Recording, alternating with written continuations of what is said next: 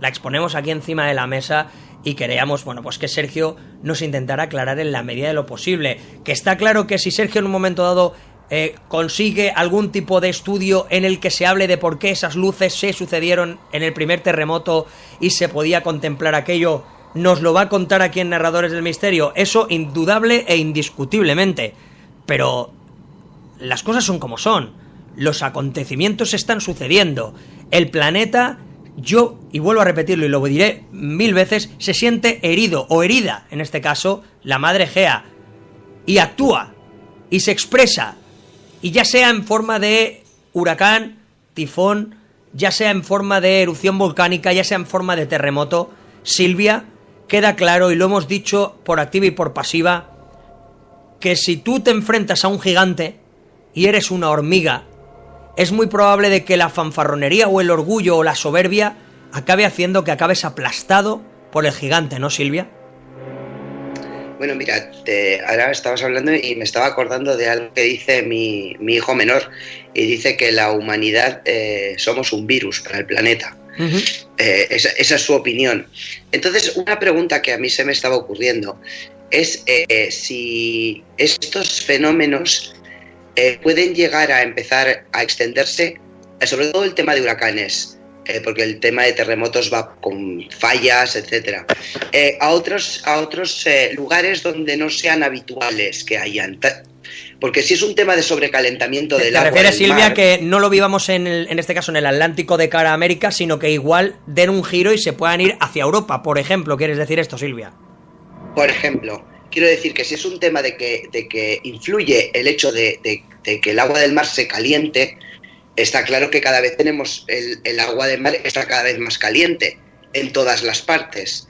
Uh-huh. Sí. Entonces esta es mi pregunta. Sergio.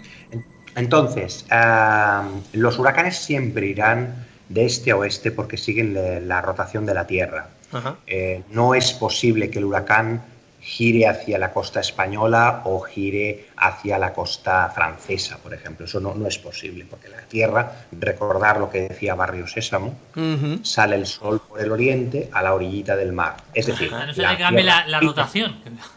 Claro.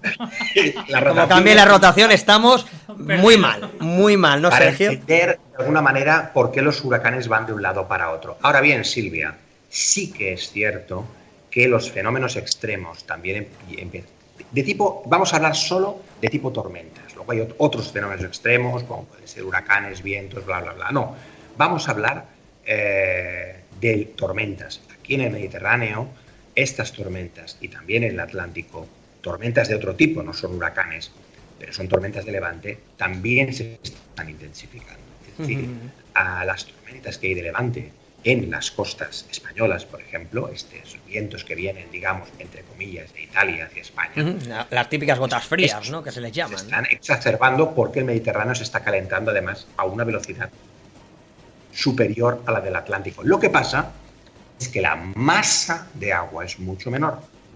Como es mucho menor, ahí no se puede formar un huracán de las mismas dimensiones. Recordad, esto yo os prometo, vale la pena que perdáis el tiempo, vosotros y los oyentes, en mirar las imágenes de lo que abarcaban estos huracanes. Impresionante. Y cómo literalmente, Sergio, las imágenes de ver cómo habían absorbido literalmente costas.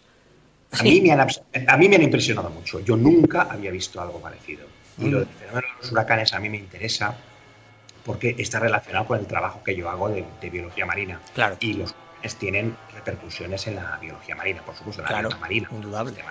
Brutal. Es decir, las imágenes del Irma, que abarcaban toda la península de Florida, eran para mí incomprensibles. Y los otros huracanes que están viniendo detrás, el José, que va un poco más perdido, porque el José va un poco a su bola, pero el otro huracán, el que viene detrás, que es el María, es brutal, es realmente inconmensurable. En el Mediterráneo esto no puede pasar, porque no hay suficiente agua, por decirlo de alguna manera, y hay demasiada tierra alrededor para que se creen estas condiciones. Claro. Pero se nos están pegando unas tormentas de levante, no las 6, 7 metros que Indudablemente. De hecho, comentaba Fran González, previa la reunión que hacemos previa a producción, comentaba que en el centro de Barcelona habían caído 4 gotas. En este caso, yo que me encuentro en la costa de Cataluña, en la costa del Garraf, en este caso, ha sido en media hora una tromba de agua, pero de caer litros y litros de agua repentinamente, impactante, llevado al límite. Inundaciones en transformadores, edificios que las tejas se han venido abajo, barandillas, árboles caídos en las calles. Repentino, pero nada, en cuestión de 15-20 minutos, Sergio. ¿Qué diferencia tan impactante en un espacio de terreno tan pequeño, ¿no, Sergio?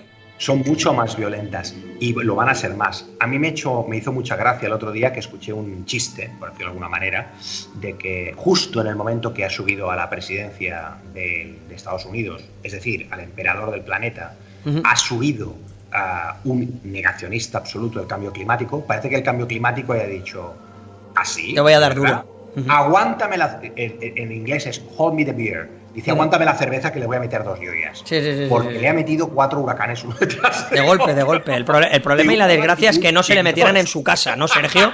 Directamente, ¿no? Que se metieran todos en su casa y que no tuviera que sufrir. Ahí metidos realmente de una magnitud que nunca. Aberrante. Sí, totalmente impactante. Y estamos muy pendientes, lógicamente. Los que tenemos familia en México estamos muy pendientes de los acontecimientos allí sucedidos.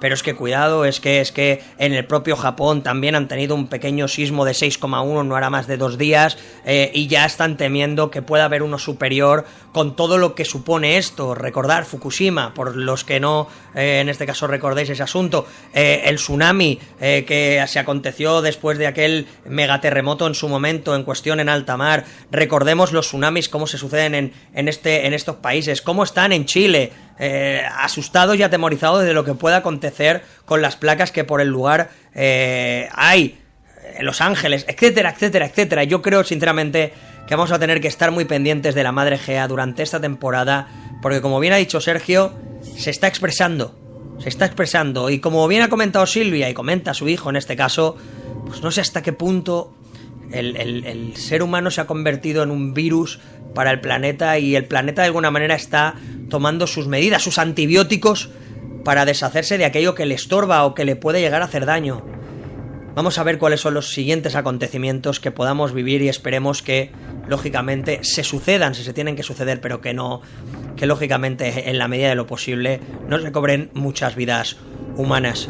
Sergio Rossi, maestro, muchísimas gracias por tu presencia aquí en tu programa Narradores del Misterio, con esta cátedra totalmente magnífica, tratando sobre huracanes, tratando sobre terremotos, tratando sobre tifones, tratando sobre todo lo que hemos estado contemplando y observando en estos últimos días, bueno, pues aquí en Narradores del Misterio. Sergio Rossi, compañero, te agradezco muchísimo tu presencia aquí en tu programa, y próximamente pues volveremos a contar contigo para seguir compartiendo el misterio con alguna sorpresa, seguramente. No me extrañaría que pronto nos traigas alguno de aquellos autores que te gustan tanto, ¿eh, Sergio? Seguro que sí, ¿no, compañero? Muy bien. Sí, estaremos encantados, ya lo sabes, de compartir contigo. Un fuerte abrazo, compañero. Gracias a vosotros, un abrazo. Así da gusto escuchar a la ciencia. No se puede decir de otra manera. Si la ciencia se expresa con claridad, como lo hace Sergio, aquí lo entendemos todos perfectamente. Y nadie va a decir, es que no tienes razón. El problema está en cuando alguien intenta negar la mayor. Y en ocasiones sucede, y ahí es cuando lógicamente entra el choque de trenes. Si es sencillo, hablar claro, expresarse y argumentar. Y nuestro compañero Sergio Rossi, cada vez que lo hace aquí en Narradores del Misterio, es un auténtico lujo. Salimos de este monográfico de nuestro vórtice. ¿Y dónde nos vamos a ir en este preciso instante?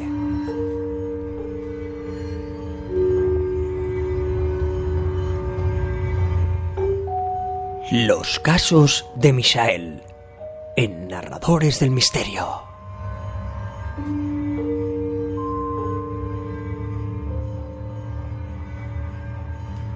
Muy buenas madrugadas, narradores, y sed todos bienvenidos, una semana más, a los casos de Misael. La historia real que os traigo esta noche nos lleva a las Islas Baleares, más concretamente a la ciudad de Mahón, al Hospital Verge del Toro. Una mujer a la que no se le distingue la cara, muy alta, altísima, vestida con un camisón de color blanco y con el pelo tan largo que prácticamente le cubre los hombros. Tal es la descripción que Daniel, un guardia civil de Menorca, narró a su comandancia sobre la supuesta aparición de un fantasma hace 10 años en el antiguo Hospital Verge del Toro, en la ciudad de Mahón. Un episodio paranormal según el informe que rubricaron los 6 agentes de la Benemérita que lo presenciaron, y del que aún hoy nadie ha sabido dar una explicación racional. Hay que remontarse hasta octubre del año 2007 para conocer en detalle los hechos que Daniel relató. Todo empieza cuando un vigilante de la empresa Trablisa, encargado de velar por la seguridad del centro tras su cierre, alerta a la Guardia Civil a primera hora de la mañana sobre unos ruidos procedentes de la planta superior del edificio, que le hacen temer por la presencia de ladrones. Apenas unos minutos después, una patrulla formada por 2 agentes se acerca hasta el hospital para recorrer una a una todas las estancias del hospital, sin encontrar absolutamente nada. Sin embargo, de regreso a la planta baja, escuchan unos ruidos, susurros y risas procedentes de la planta superior, y una vez fuera del edificio ven cómo se encienden y apagan las luces y también aparecen y desaparecen sombras. Elementos más que suficientes para que requiriese la intervención de otra patrulla, en este caso de la Unidad Fiscal del Cuerpo. A los 4 agentes de la Guardia Civil se les sumaron otros 2 del Cuerpo Nacional de Policía que casualmente pasaban por la calle del hospital y a los que se les solicitó su colaboración dado lo anormal de la situación. Se lleva entonces a cabo una segunda inspección, siendo el resultado de esta, como la primera, completamente negativo. Contaba Daniel que pensaron que los supuestos ladrones estaban siendo más listos que ellos, que se habían escondido y que no sabían encontrarlos. De ahí que el siguiente paso fuera llamar al servicio cinológico de la misma Benemérita para, con la ayuda de un perro policía, localizarlos lo antes posible. A la tercera inspección se percatan al fin de que algo extraño estaba sucediendo en el edificio. Entonces nos dimos cuenta, decía Daniel, de que en la 5ª planta habían cambiado de sitio algunas camas durante el tiempo transcurrido entre la primera y la tercera inspección. También las lámparas de los quirófanos estaban movidas, así como algunos armarios abiertos. Es por eso que bajan de nuevo hasta la primera planta, cogen al perro y suben en ascensor para, con su ayuda, intentar localizar a las personas que supuestamente habían movido los muebles. Aunque, como apuntaba Daniel, los muebles eran muy pesados como para cambiarlos de lugar en tan poco tiempo. La situación se torna aún más desconcertante cuando el animal, el cual siempre había respondido a la perfección a las órdenes de sus dueños, empieza a llorar en el ascensor y se niega a salir del mismo cuando éste alcanza la planta superior del antiguo hospital. Ni lanzándole a un pasillo el juguete, que Daniel decía hubiera ido a buscar al fondo del mar, consiguen que el perro salga del ascensor. Fue durante esta 4ª incursión cuando por primera vez ven oculta en una esquina la sombra de una mujer muy rara que asoma como temerosa. Los agentes le ordenan que se identifique y también que salga con las manos bien visibles. Al no obtener respuesta, le avisan que desenfundarán sus armas y dispararán en caso de verse amenazados. Tampoco en esta ocasión obtienen respuesta alguna porque, para sorpresa de los guardias civiles, la sombra de la mujer desaparece ante sus ojos. Todos los esfuerzos efectuados a partir de entonces por encontrarla resultan infructuosos. La mujer se había esfumado a pesar de que tanto las ventanas como las puertas del hospital se encontraban perfectamente selladas y de que no había manera física de escaparse de allí.